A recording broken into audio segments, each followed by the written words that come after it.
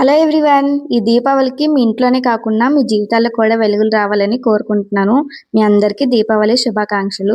అదేంటి నిన్న దీపావళి అయితే ఈరోజు చెప్తుంది అనుకుంటున్నారా? నిన్న వీడియో అప్లోడ్ చేసి చెప్పడానికి నాకు అస్సలు అవ్వలేదు. సో ఈరోజు అప్లోడ్ చేసి మీ అందరికీ చెప్తున్నాను. మీ అందరూ ఎలా సెలబ్రేట్ చేసుకున్నారు ఈ దీపావళిని? మేమైతే చాలా బాగా సెలబ్రేట్ చేసుకున్నాము. ఇంక ఈవినింగ్ అయితే దేవుడి దగ్గర దండం పెట్టుకుని పప్పు అన్నం అట్లేసి పెట్టుకున్నాను. ఈ దీపావళికి ఏదో ఒక అట్లేసి పెట్టడం మాత్రం కంపల్సరీ అనమాట. నేనైతే గోధుమ పిండి అట్లేసి పెట్టుకున్నాను.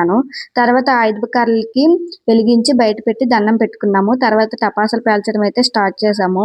టపాసులు అంటే మరీ పెద్ద పెద్ద పెద్ద బాంబులు అయితే కాదు, కాకర పువ్వొత్తులు, చిచ్చుబుడ్లు, భూచక్రాలు అనమాట. ఇంకా లాస్ట్ 2 years అయితే మా హనీ బయటకు కూడా రాలేదు, బాగా భయపడింది. ఇంకా ఇయర్ అయితే బాగానే ఎంజాయ్ చేసింది. కాకర పువ్వొత్తులు అవి ఇవి బాగానే కాల్చింది. ఇంకా మేమైతే కొన్ని ఫొటోస్ వీడియోస్ అయితే తీసుకుని ఈ దీపావళి అయితే బాగా సెలబ్రేట్ చేసుకున్నాము. ఇంకా మా పక్కింటి వాళ్ళు లక్ష్మీ పూజ చేసుకుంటున్నాము, లక్ష్మీ కొండ తీసుకోవడానికి మా హనీని అయితే తీసుకొని రమ్మన్నారు. అక్కడికి వెళ్ళి లక్ష్మీ కూడా తీసుకుని వచ్చేసాము.